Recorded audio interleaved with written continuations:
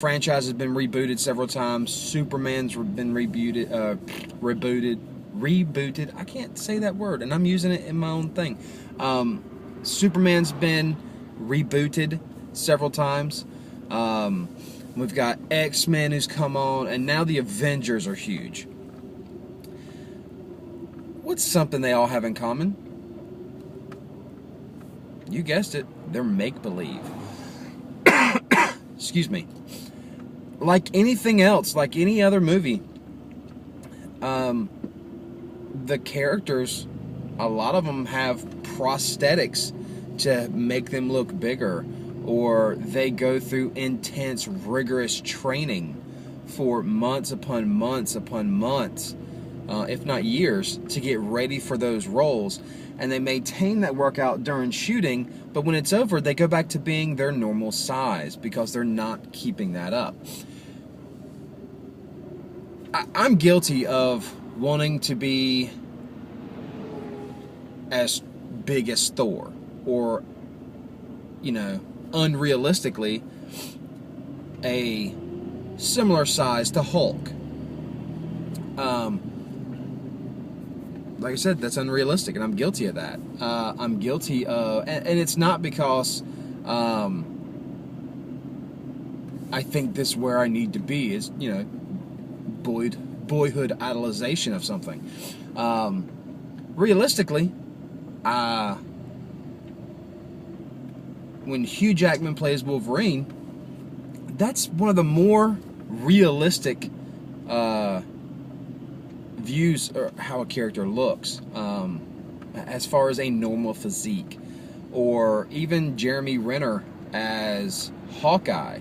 You never see him with his shirt off, and you know what? He's a fit guy. Those are realistic expectations. But today's post isn't about which comic book character can you look like. Today's post is about you need to be your own hero. You got to realize that the comic book expectation is it's unrealistic. You've got to realize that fitness models, they're unrealistic. Somebody sent me a post on Facebook about beard modeling, and I was like, that's really cool. But as I got to looking through how everyone looks, they are these airbrushed, thin, trendy looking guys. That's not me. Put me in flannel, put an axe on my shoulder, sure. I'm comfortable in flannel, pair of overalls, whatever.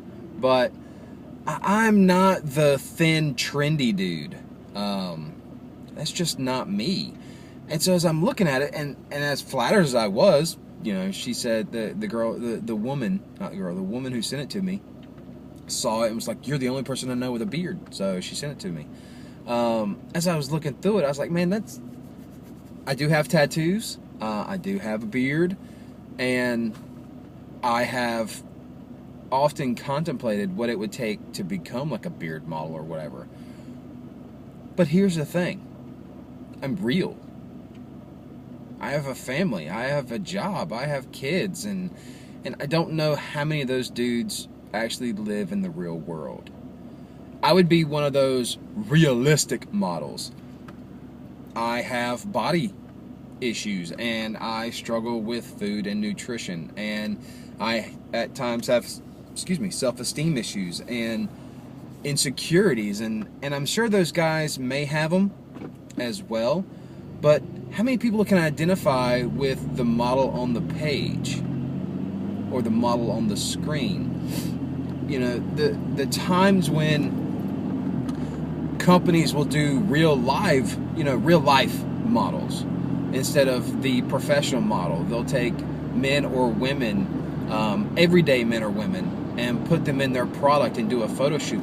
Those get so much attention because we can better identify with people in the real world versus airbrush. That's kind of how it goes. So let me encourage you to become your own hero. And here are the basic elements of a hero. They have a backstory. they have something that pushed them to be where they are. Each superhero, each villain, each anti-hero, if you don't know what that is, look that up. Each one has a backstory. They didn't just come from obscurity. There was something that propelled them into that. Number two, they each have a purpose. I can't get much simpler than that. There's something they strive for, whether it be the protection of the world or the destruction of it, or I have the ability, I can't just sit idly by. No matter what the circumstance, situation, they have a purpose.